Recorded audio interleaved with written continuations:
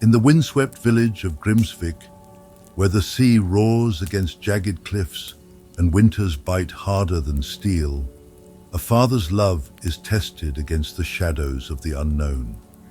When Eino's young daughter Liv vanishes on a stormy night, whispers of Helheim, a realm of the dead, begin to stir. Driven by an unyielding determination, Eino descends into the labyrinthine caves beneath the village, where an ancient portal pulses with the runes of the underworld. Guided by Halla, a mysterious seeress bound to Helheim's borders, Eino ventures into the desolate land of mist and shadow.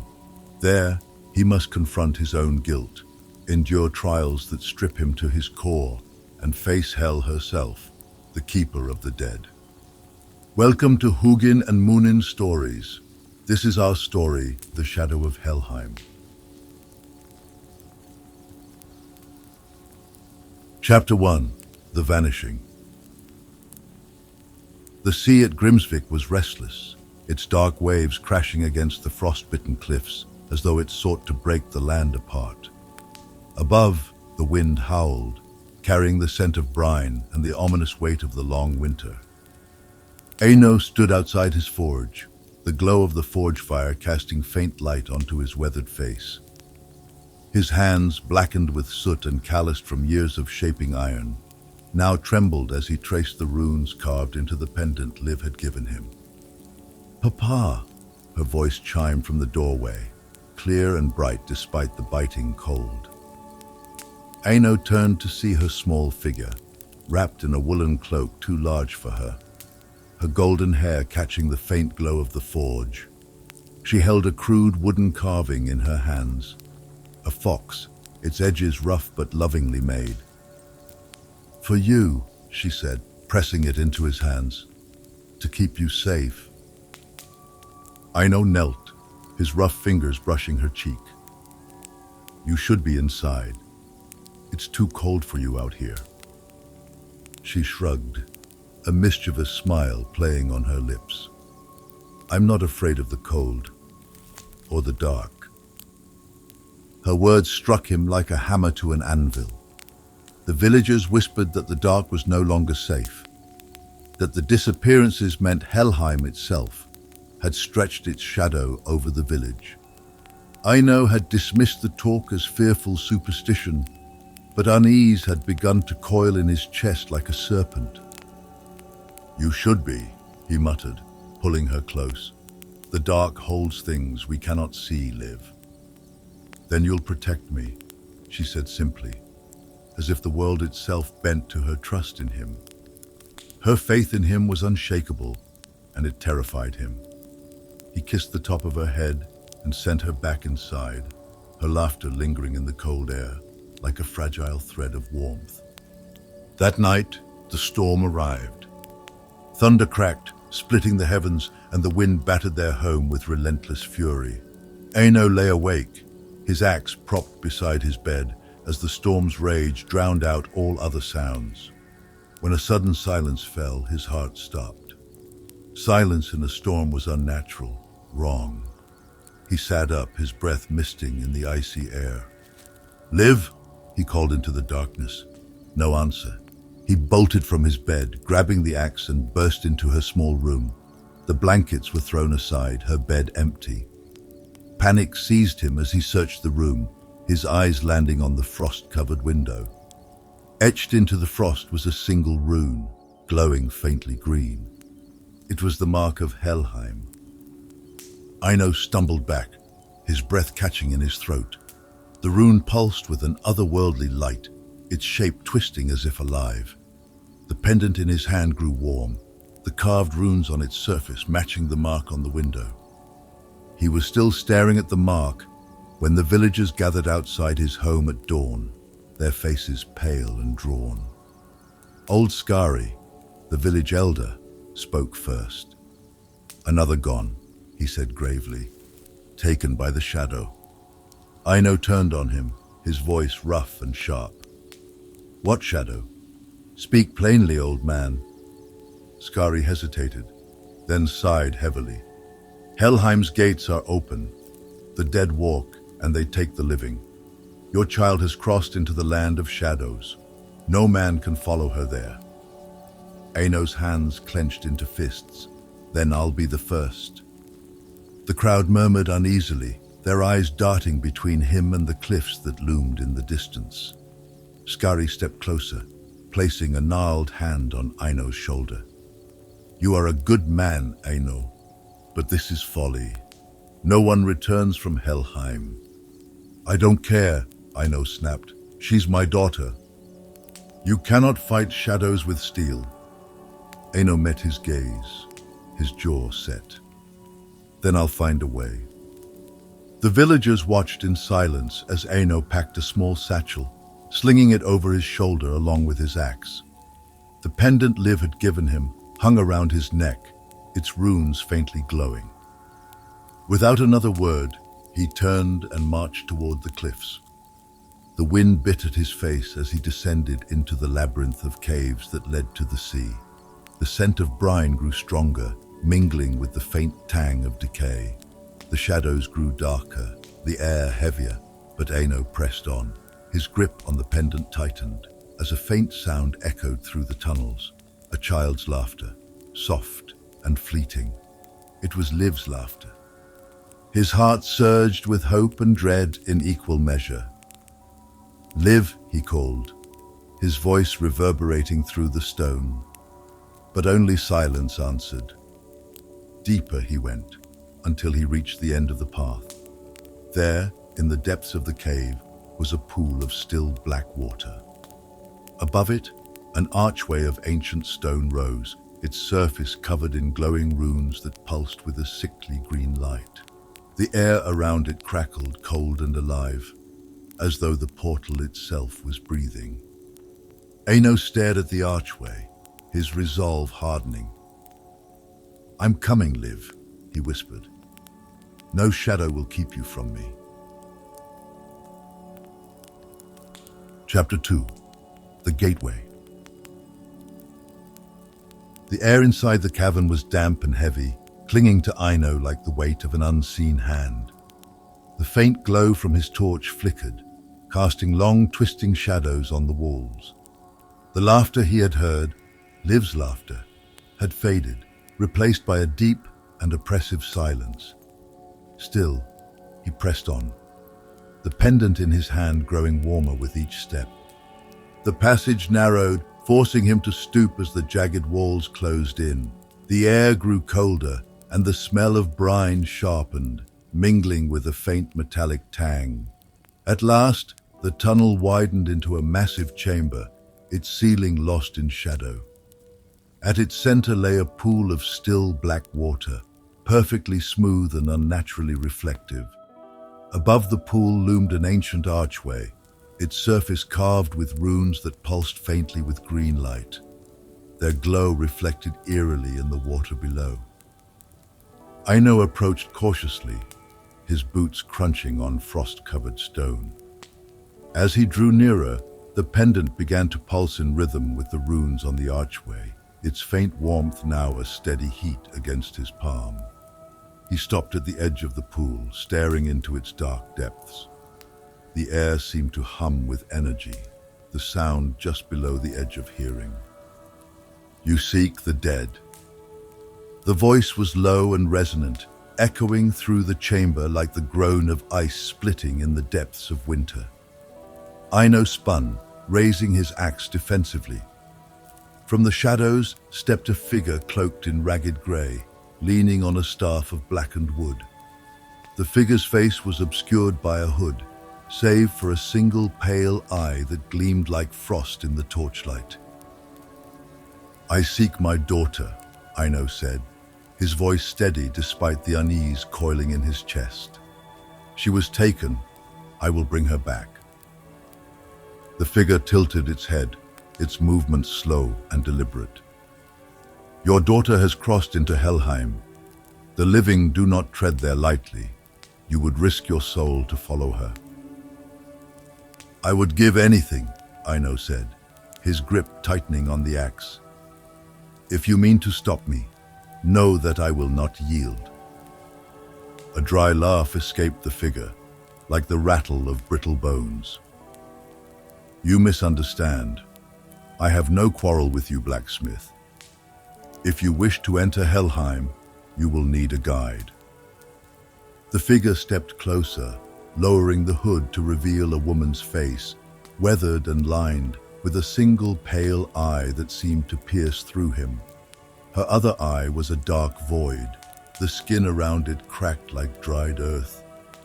I am Halla, she said, tapping the staff against the ground. Once a seeress, now cursed to walk the threshold of the living and the dead. The way ahead is treacherous, and the trials will break you if you are not prepared. But if you are determined, I will guide you for a price. What price? Eino asked warily. Halla's eye narrowed. Your truths. Every lie you've told, every secret you've kept, every regret you carry, I will take them piece by piece. Eino hesitated, his jaw tightening. The weight of his past was heavy, and to lay it bare before a stranger was a price he had never imagined. But the image of Liv, her laughter echoing in his memory, was stronger. If that is what it takes to save her, then so be it. Halla regarded him for a moment, then nodded. So be it. She raised her staff, and the runes on the archway flared brighter. The pool beneath it began to ripple, the surface distorting as though something beneath it stirred. Slowly, the ripples formed into a doorway, its edges shimmering like liquid glass. Beyond it lay a swirling expanse of grey mist and shadow, cold air seeping through and chilling Eino to the bone. This is the threshold of Helheim, Halla said, her voice low and solemn. Once you step through, there is no return. The realm will test you, strip you of all that you are. Do not expect to emerge unchanged. Eino's grip on the pendant tightened, the carved runes warm against his skin. If Liv is there, then I will go. Halla stepped aside, gesturing toward the portal. Then walk, blacksmith, and may your will endure. Eino stepped forward, the cold of the portal washing over him like an icy wave. The world blurred and twisted, and for a moment he felt as though he were falling into an endless void. When his feet touched solid ground again, he stood in a barren expanse, the sky above a swirling mass of grey and green light. The land was lifeless and still, the ground cracked and blackened. Rivers of silver mist snaked through the earth, their faint glow casting eerie shadows. In the distance, shapes moved, indistinct figures that flickered like flames.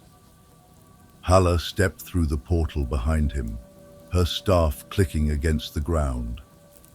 Welcome to Helheim, she said, her voice carrying a note of warning. Your daughter's laughter may have led you here, but this realm will test more than your love for her. It will test your soul. Chapter 3. The Trial of Shadows. Helheim stretched endlessly before Eino, its desolation suffocating. The barren earth beneath his feet cracked like old bone, and the rivers of silver mist wound through the landscape like ghostly veins. Shadows flickered at the edges of his vision, moving with a strange, fluid grace, but vanished whenever he turned to look. Halla walked ahead, her staff glowing faintly. She moved with purpose, her single pale eye scanning the horizon as though seeing things that were hidden to him. Stay close, she said without turning. This land hungers for the living. Stray too far, and it will take you. Eino gripped his axe tightly, his eyes fixed on the path ahead. His heart was heavy, not just with fear, but with the weight of his past. The pendant around his neck pulsed faintly, a constant reminder of why he had come. What are these shadows I keep seeing? He asked, breaking the oppressive silence. They are remnants, Halla replied, fragments of souls caught between worlds, neither alive nor fully dead. Helheim shapes them into what it needs, guides, trials or torments. You will encounter them soon enough." As if summoned by her words, the air around them grew heavier, and the ground beneath Eino's feet began to shift. The mists thickened, swirling upward to form tall, wavering shapes. One by one, they solidified into figures, men, women, and children, their forms translucent and their faces hollow. Their eyes, blank and unseeing, turned toward Eino. Halla stopped and planted her staff firmly into the ground. "This is your first trial," she said, "the Gate of Shadows." Eino frowned, his grip tightening on the axe. "What does it want from me?" Halla's voice was cold and even. "The shadows will force you to face your regrets. Every failure, every moment of pain you carry, they will drag them into the light. Only by enduring will you pass." Before Eino could respond, the shadows surged forward, their voices rising in a chorus of whispers. They surrounded him, their forms shifting and flickering like flames. The whispers grew louder, merging into words that pierced through the silence. "Why didn't you save me?" The first voice was sharp and accusing. A figure stepped forward, its form solidifying into a man Eino recognized instantly, Einar, his apprentice at the forge. His face was pale, his eyes filled with pain. "You left me to die in the fire," the shadow said, its voice trembling with anger. Eino's breath caught. "I didn't mean to," he said, his voice hoarse. "I tried to. You could have saved me," the shadow cried, its form twisting as it stepped closer. "But you didn't." Before Eino could answer, another shadow emerged, smaller and younger. It was Eric, his younger brother, who had fallen through the ice when they were children. "You let me drown," the boy's voice whispered, cold and broken. "You were afraid. You ran." "I was a child," Eino said, his voice shaking. "I didn't know what to do." The shadows pressed closer, their accusations rising into a cacophony. More faces emerged, neighbors, friends, strangers, all bearing the weight of Eino's failures. Their voices were relentless, each one striking at the core of his guilt. He dropped to his knees, his hands clutching the pendant as though it were a lifeline. "I didn't mean to fail you," he whispered, his voice barely audible. "I've carried you all with me every day." The pendant in his hand grew warm, and a faint light began to emanate from it, pushing back the shadows. The runes carved into its surface glowed brighter, their warmth spreading through Eino's chest. Slowly the whispers began to fade, the shadows retreating into the mist. Halla stepped forward, her expression unreadable. "You spoke your truths," she said. "That is what the gate demands. The shadows have no power over a man who owns his pain." Eino stood, his legs trembling, but his resolve stronger than before. "Is this what Helheim will be? Endless trials, endless regret?" Halla nodded. "Helheim does not punish the living with fire or stone. It strips you of all pretense, all illusions, until only the raw truth remains. If you can endure, you may yet find what you seek." Eino looked down at the pendant in his hand, its runes still glowing faintly. "Then I'll endure. For live, I will endure anything." Without another word, they continued deeper into Helheim. The shadows lingered at the edges of the mist, but they no longer pressed toward him. The silence of the land seemed different now, less oppressive, more watchful, as though Helheim itself was aware of him. Halla glanced at him as they walked. "You have passed the first trial, blacksmith, but the hall of hell awaits, and it will demand more of you than your past. Steel yourself." "I'm ready," Eino said, though his voice carried the weight of uncertainty. Deep down, he knew the hardest part of his journey was still ahead. Chapter 4. The Heart of Helheim. Helheim's landscape grew darker as Eino and Halla pressed on. The blackened ground beneath their feet felt warmer, as though some unseen fire smoldered deep within the earth. The rivers of mist were thicker here, flowing like veins toward a distant shape, rising from the horizon. A massive fortress carved from bone and obsidian, its jagged spires piercing the roiling sky. "The Hall of Hell," Halla said, her voice reverent and grim. "It is there your daughter waits." Eino's chest tightened. Every step toward the fortress felt heavier, the air colder. The pendant in his hand pulsed faintly, as if urging him forward, but the weight of the trials he had already endured hung on him like a second skin. As they approached the hall, a deep growl rumbled from the earth, vibrating through the ground beneath their feet. Eino stopped, his axe in hand, scanning the horizon. From the mist rose a shape, massive and sinuous, its obsidian scales glinting faintly in the dim light. Its eyes glowed a sickly green, and its fanged maw opened wide, revealing rows of jagged teeth. "Hela's warden," Halla said sharply, stepping in front of Eino, "a beast born of Hell's will, set to guard the threshold to her hall. It will not let us pass unchallenged." Eino gripped his axe tightly. "How do we defeat it?" "We don't," Halla said. "It is of this realm. Steel will not harm it." The warden lunged, its massive form moving with unnatural speed. Eino threw himself to the side, narrowly avoiding the beast's snapping jaws. The ground shook as it landed, its claws raking deep gouges into the earth. Eino scrambled to his feet, his mind racing. If steel could not harm it, how could he fight? The pendant burned hot against his chest, and an idea struck him. He turned to Halla. "The pendant, it has power. Can it stop the warden?" Halla hesitated, her pale eye narrowing. "The pendant is a beacon of life in a realm of death. Its light may drive the beast back, but its power is finite. If you use it now, it may not sustain you in the hall." Eino looked at the warden, its massive form circling them, and then down at the pendant. "If I can't reach the hall, it won't matter."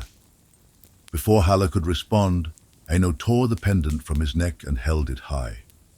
The runes on its surface flared with brilliant light, casting a golden glow that illuminated the mists. The warden roared in pain, its form recoiling as the light seared its dark flesh. Eino stepped forward, his voice steady. "I am no shadow, and I will not be stopped. Return to the depths where you belong."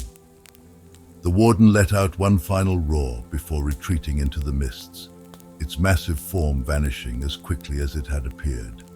The light from the pendant dimmed, leaving it cold and lifeless in Eino's hand.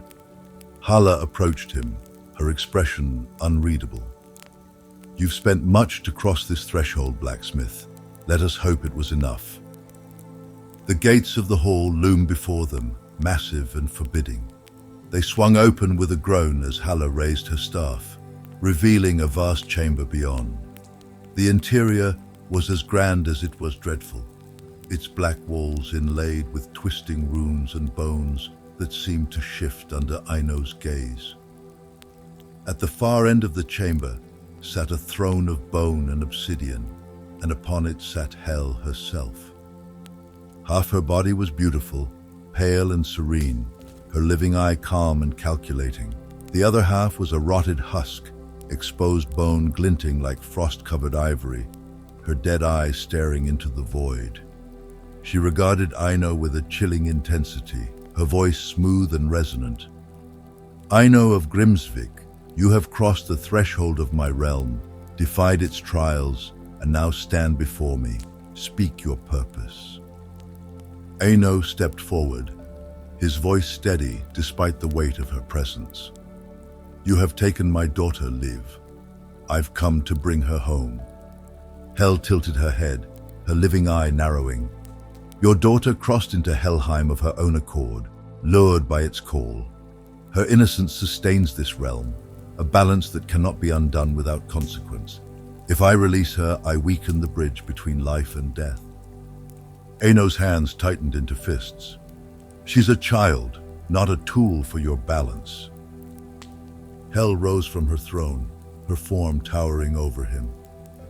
And what will you offer in exchange, mortal? A life for a life. This is the law of Helheim. Eino didn't hesitate. Take me. Let my soul stay in her place. Halla turned to him sharply. You don't understand what you're offering, blacksmith. This realm will strip you of everything, leave you nothing but a shadow. Eino's gaze didn't waver. If it saves her, then I'll endure it. Hel stepped closer, her mismatched eyes studying him.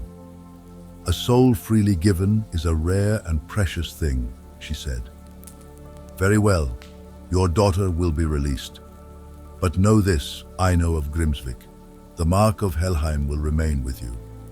Its shadow will follow you to your dying breath.